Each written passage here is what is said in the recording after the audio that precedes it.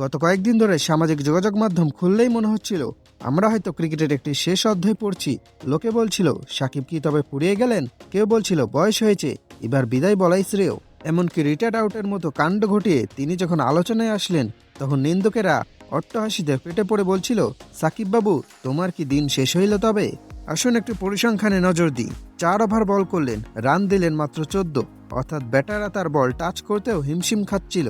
সাথে নিলেন 2টি উইকেট। বোলিং দেখে মনে হইতেছিল তিনি যেন পিচের ওপর মায়াজাল বিস্তার করিয়াছেন। ব্যাটাররা আসিতেছে আর যাইতেছে, মাঝখানে সাকিব ভাই মুস্কি হাসিতেছেন। বোলিংয়ে তো কামড় দিলেনই, এরপর আসলেন ব্যাটিংয়ে। যখন দলের অবস্থা টালমাটাল, তখন তিনি ব্যাট হাতে নামলেন এবং দেখালেন রেসপন্সিবল ব্যাটিং কাকে বলে। ঠান্ডা মাথায় দলকে জয়ের বন্দরে পৌঁছে দিয়ে তবেই মাঠ ছাড়লেন। ফলস্বরূপ ম্যাচ সেরার পুরস্কারটি বগলদাবা করিয়া তিনি যখন দাঁড়াইয়াছিলেন, তখন সমালোচকের মুখ দেখিবার মতো হইয়াছিল।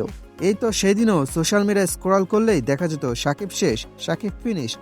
বিশেষ করে সেই রিটায়ার আউট নিয়ে কত ট্রল। কেউ বলেছিল তিনি নিয়ম জানেন না। হে সমালোচকগণ, তোমরা কি ভুলিয়া গিয়েছিলে যে তাহার নাম সাকিব আল হাসান?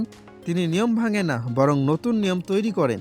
রিটায়ার্ড আউট হওয়াটা যদি তার হয় স্টাইল, তবে কালকের পারফরমেন্স ছিল তার জবাব। তিনি বুঝিয়ে দিলেন তিনি মাঠের ভেতরে থুতু ফেলুন আর রিটায়ার্ড আউট হন। পারফর্ম করতে নামলে তিনি এখনও 1 নম্বর সিংহাসনের দাবিদার। তাই যারা ভেবেছিলেন সাকিবের দিন শেষ, তাদের বলি পিকচার আভি বাকি হে মেরে দোস্ত। সাকিব আল হাসান শুধু একজন ক্রিকেটার নন, তিনি একটা জেদ।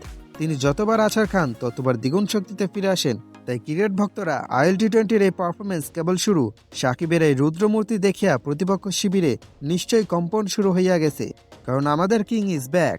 যারা ভাবিয়াছিলেন সাকিব ভাই এখন শুধু বিজ্ঞাপনে ব্যস্ত থাকিবেন আর মাঠে নামিয়া কেবল ড্রেসিং রুমের শোভা বর্ধন করিবেন, তাহাদের জন্য এক বালতি সমবেদনা। ভাইরে, সমালোচনা করা তো সহজ, কিন্তু সাকিবের জুতোয় পা গলিয়ে দেখুন তো একবার। প্রেসার যখন চারিদিক থেকে চেপে ধরে, তখন সিংহভাগ মানুষ যেখানে লেজ গুটিয়ে পালায়, সেখানে সাকিব আল হাসান বুক চিতিয়ে দাঁড়ান। তিনি মাঠে নামিলে যেন সাক্ষাৎ ব্যাটারদের ওপর চওড়াও হন। কালকের ওই 14 রানে 2 উইকেট আর ঠান্ডা মাথার ব্যাটিং মূলত সেই সব পণ্ডিতদের গালে একটি সশব্দ চপটঘাত, যাহারা ক্রিকেট ব্যাটে আর আলু কাটা ছুরির পার্থক্য বোঝেন না, অথচ সাকিবের টেকনিক নিয়ে গবেষণা করেন। সাকিব আল হাসান ফুরিয়ে যাননি, তিনি তো কেবল আবার নতুন করে শুরু করলেন।